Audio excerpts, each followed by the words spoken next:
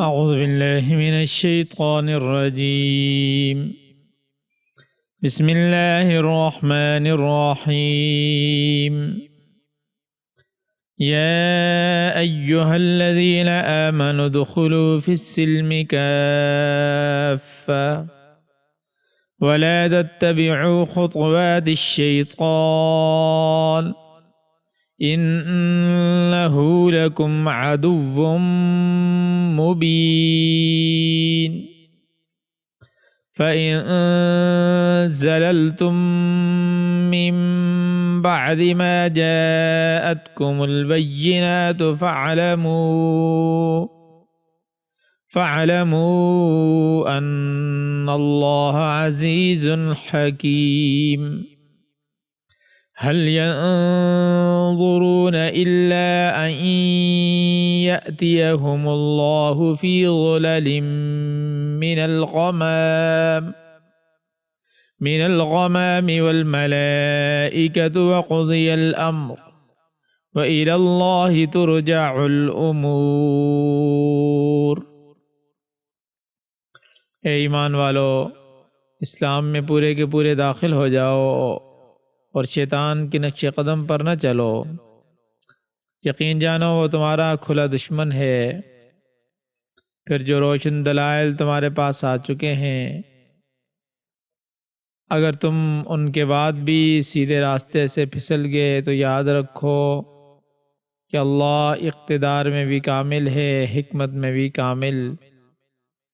یہ کفار ایمان لانے کے لیے اس کے سوا کس بات کا انتظار کر رہے ہیں کہ اللہ خود بادل کے سائبانوں میں ان کے سامنے موجود ہو اور فرشتے بھی اس کے ساتھ ہوں اور سارا معاملہ ابھی چکا دیا جائے، حالانکہ آخر کار سارے معاملات اللہ ہی کی طرف تو لوٹ کر رہیں گے۔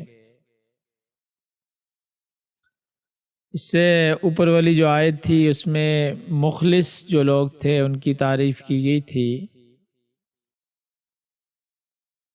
اصل میں بعض اوقات اس اخلاص میں غلطی سے غلو اور افراط ہو جاتا ہے، یعنی انسان کا ارادہ تو یہ ہوتا ہے کہ زیادہ اطاعت کا، یعنی زیادہ اطاعت کا ارادہ ہوتا ہے، مقصد جو ہوتا ہے وہ قصد جو ہوتا ہے زیادہ اطاعت کا ہوتا ہے،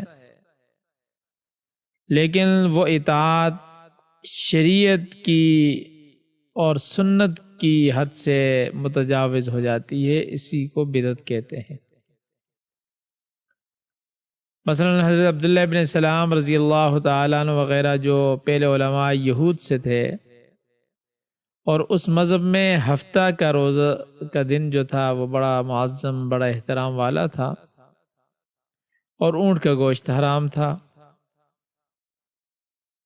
اب ان حضرات کو اسلام کے بعد یہ خیال ہوا کہ حضرت موسیٰ علیہ السلام کی شریعت میں ہفتہ کے دن کی تعظیم، احترام واجب تھا، اور شریعت محمدیہ میں اس کی تعظیم، اس کی بے تعظیمی، بے اکرامی، بے احترامی کوئی ضروری تو ہے نہیں ہے، واجب تو ہے نہیں ہے۔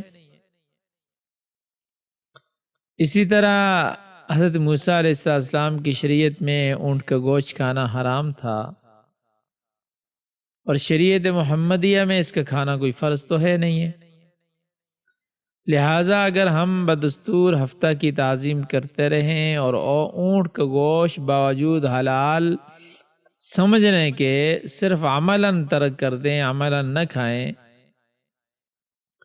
تو حضرت موسیٰ علیہ السلام کی شریعت کی بھی رعایت ہو جائے گی اور شریعت محمدیہ کے خلاف بھی نہ ہوگا، اور اس میں اللہ تعالیٰ کی زیادہ اطاعت اور دین کی زیادہ رعایت معلوم ہوتی ہے۔ تو اللہ تعالیٰ اس خیال کی اصلاح آئندہ آیت میں اہتمام کے ساتھ فرماتے ہیں، اور جس کا خلاصہ یہی ہے کہ اسلام کامل فرض ہے۔ اسلام کیا ہے؟ کامل، مکمل اسلام فرض ہے، اور اس کا کامل ہونا، مکمل ہونا جب ہے کہ جو امر اسلام میں قابل رعایت نہ ہو، اس کی رعایت دین ہونے کی حیثیت سے نہ کی جائے، اور ایسے کام کو، ایسے معاملے کو دین سمجھنا یہ ایک شیطانی لغزش ہے، اور اسی وجہ سے بنسبت ظاہری گناہ کے اس کا عذاب زیادہ سخت ہونے کا خطرہ ہے۔ تو بہرحال فرمایا کہ یا ایھا الذین آمنوا ادخلوا فی السلم کافہ، اے ایمان والو اسلام میں پورے کے پورے داخل ہو جاؤ۔ کافہ کا معنی ہے جمیعاً، یعنی انسان اپنے جسم کے لحاظ سے اور احکام شریعت کے لحاظ سے پورے کے پورے اسلام میں داخل ہو جائے۔ وفاداری صرف اور صرف اسلام سے ہو، باقی تمام ادیان، بدعات، رسوم باطلہ وغیرہ جو بھی ہے اس سے مکمل طور پر ارادگی ہو، کیونکہ یہ چیزیں اسلام کے منافی ہیں۔ اگر ایک آدمی اسلام پر بھی عمل پیرا ہے اور اس کے ساتھ ساتھ بدعات یا دوسرے کسی دین کی کوئی بات یا رسوم باطلہ کے ساتھ بھی اس کا تعلق ہے، تو اس کا مطلب یہ ہوگا کہ ایسا شخص مکمل طور پر اسلام میں داخل نہیں ہوا۔ اور کافہ کا ایک دوسرا معنی بھی آتا ہے، اور وہ یہ ہے کہ انسان کے ظاہر اور باطن اور عقیدے اور عمل میں کسی قسم کا تضاد نہ ہو۔ جو کچھ دل کے اندر ہے زبان پر بھی وہی آنا چاہیے، اور جو عقیدہ ہے عمل بھی اسی کے مطابق ہو۔ ایسا نہ ہو کہ زبانی دعویٰ کچھ ہو اور عملی طور پر اس کی تردید ہوتی ہو، تو یہ اسلام میں مکمل طور پر داخلہ نہیں ہوگا۔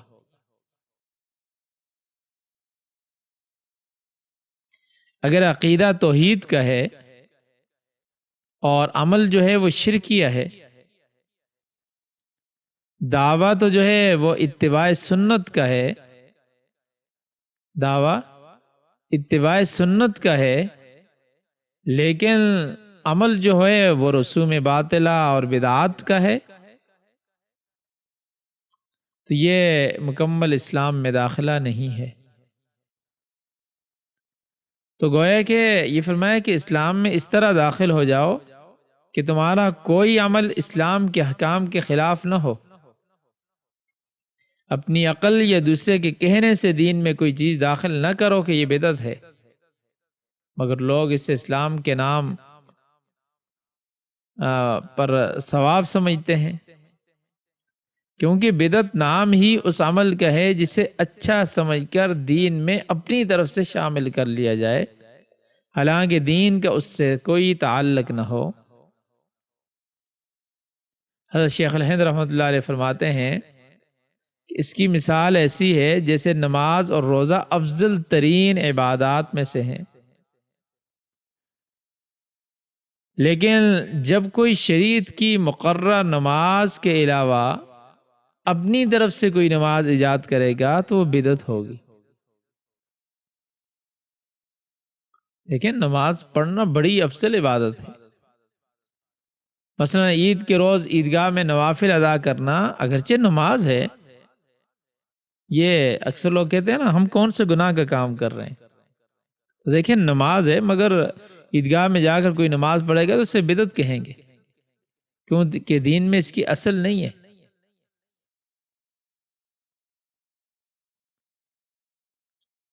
اور تو اسی طرح یہ جو ایصال ثواب کی تمام رسوم ہے نا، تیسرا، دسواں، چہلم وغیرہ، اس کو ثواب کا کام سمجھنا اور مردے کے لیے باعث اجر سمجھ کر کرنا کیا جاتا ہے،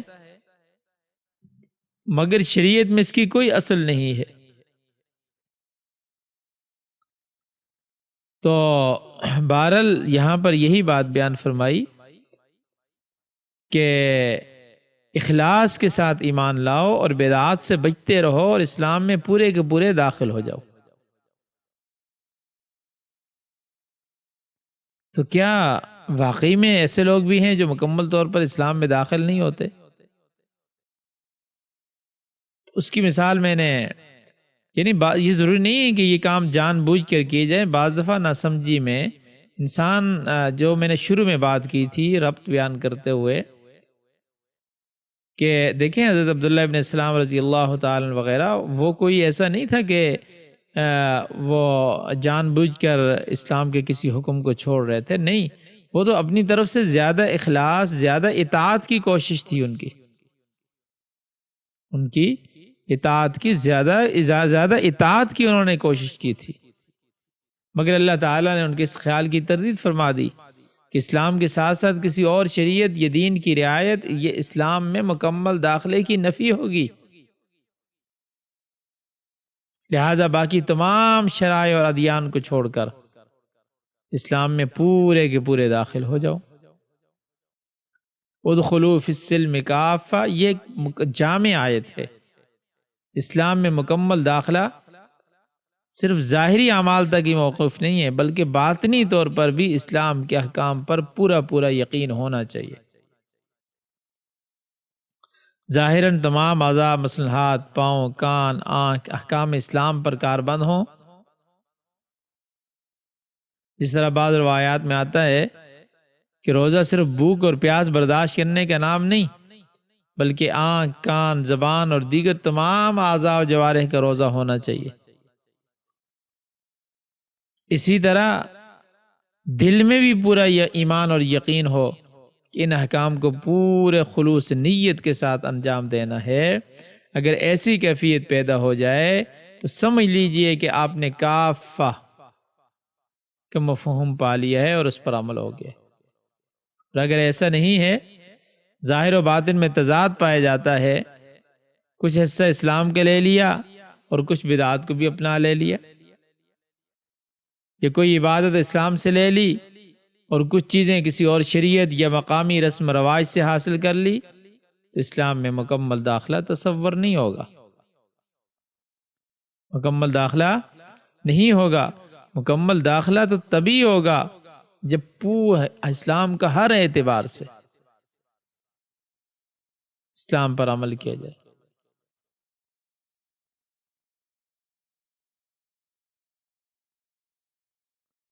اور دیکھیں یہودیوں میں بھی یہی خصلت پائی جاتی تھی کہ وہ بھی اپنی کتاب پر مکمل ایمان نہیں رکھتے تھے، کسی حکم کو مانتے تھے اور کسی کا انکار کر دیتے تھے۔ جبھی تو اللہ تبارک و تعالی نے یہ بتلایا ہے نا پہلے پارے میں جو ہے افتؤمنون ببعض الکتاب وتکفرون ببعض، کہ کیا تم کتاب کے کسی حصے کے ساتھ ایمان لاتے ہو اور کسی حصے کو نہیں مانتے؟ یہ تمہارا ایمان کیسا ہے؟ یہ تو سراسر منافقت ہے۔ اس روش کو چھوڑ کر پورے کے پورے ایمان میں داخل ہو جاؤ۔ اور وَلَا تَتَّبِعُوا خُطُوَاتِ الشَّيْطَانِ، اور شیطان کے نقش قدم پر نہ چلو۔ گویا بدعات پر چلنا، رسومات پر چلنا شیطان کے نقش قدم پر چلنا ہے۔ اِنَّهُ لَكُمْ عَدُوٌّ مُّبِينٌ، وہ تمہارا کھلا دشمن ہے، اس کی باتوں میں، اس کے بہکاوے میں نہ آنا۔ مطلب یہ ہے کہ جو کوئی دین اسلام کا راستہ چھوڑ کر ہندوانہ رسم و رواج کو اپنائے گا، انگریزوں کا قانون اختیار کرے گا، ہندوؤں کی رسموں کو پر عمل کا پیرا ہوگا، شادی کے اندر ہم اپنی شادیوں کو دیکھیں، ہم اپنے غموں کو دیکھیں، ہم اپنی فوتگیوں کو دیکھیں، ہم اپنے تہواروں کو دیکھیں، ہم اپنے کاموں کو دیکھیں کہ وہ کس کے نقش قدم پر ہیں۔ ہماری شادیاں ساری کی ساری ہندوؤں کے رسم و رواج کے مطابق ہوتی ہیں۔ تو جو کوئی ایسا کرے گا وہ شیطان کے نقش قدم پر چلے گا، اور ظاہر ہے کہ دشمن تو ہمیشہ دشمن ہی کرتا ہے، دشمن کبھی آپ کی خیر خواہی کی بات نہیں کرتا، وہ تمہیں پستی کی طرف، ضلالت کی طرف لے کر جائے گا۔ شیطان کو تو کام ہی یہ ہے، یدعو حزبہ لیکونوا من اصحاب السعیر، وہ تو اپنے بڑے سے بڑے گروہ لے کر جہنم کی طرف رواں دواں ہے، اپنے نقش قدم پر چلنے والوں کو اس کی طرف دعوت دے رہا ہے۔ اللہ تبارک و تعالی نے اسلام کی مکمل نفاذ کی ترغیب دینے کے بعد اس سے روگردانی کرنے والوں کو وعید بھی سنائی۔ چنانچہ ارشاد فرمایا فَإِن زَلَلْتُم مِّن بَعْدِ مَا جَاءَتْكُمُ الْبَيِّنَاتُ، پھر اگر تم پھسل گئے اس کے بعد کہ تمہارے پاس نشانی آ چکی ہیں، فَاعْلَمُوا، تو یاد رکھو، ان اللہ عزیز حکیم، بے شک اللہ تعالی زبردست ہے، حکمت والا ہے، کمال قدرت کا مالک ہے، اس کی سزا سے بچ نہیں سکتے۔ اس کی حکمت کے مطابق دیر تو ہو سکتی ہے، مگر گرفت سے بچنا اللہ سے ممکن نہیں ہے۔ وہ تمہارے کیے کے بدلہ ضرور دے گا۔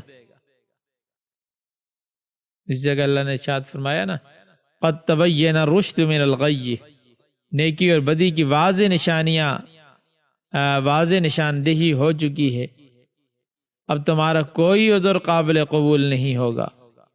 ان واضح ہدایات کے بعد نیکی یا بدی کے اختیار کرنا تمہارے اپنے بس میں ہے، اور اس پر جزا یا سزا دینا اللہ تعالیٰ کی قدرت کاملہ کے ذمے۔ اللہ کے حکام نہ ماننے والوں کے متعلق یہ ارشاد ہوتا ہے کہ ان لوگوں کو کیا ہو گیا ہے، وہ کیوں ایمان نہیں لاتے، انہیں کس چیز کے انتظار ہے کہ جسے دیکھ کر یہ ایمان لائیں گے؟ کیا انہیں اس چیز کے انتظار ہے؟ هل ينظرون الا ان ياتيهم الله في ظلل من الغمام والملائکہ، یہ لوگ محض اس انتظار میں ہیں کہ اللہ تعالیٰ اور اس کے فرشتے ان کے پاس بادلوں کے سائے میں آئیں۔ مطلب یہ ہے کہ منکرین کی خواہش یہ ہے کہ جو چیز قیامت کو ظاہر ہونے والی ہے وہ آج ہی ہو جائے۔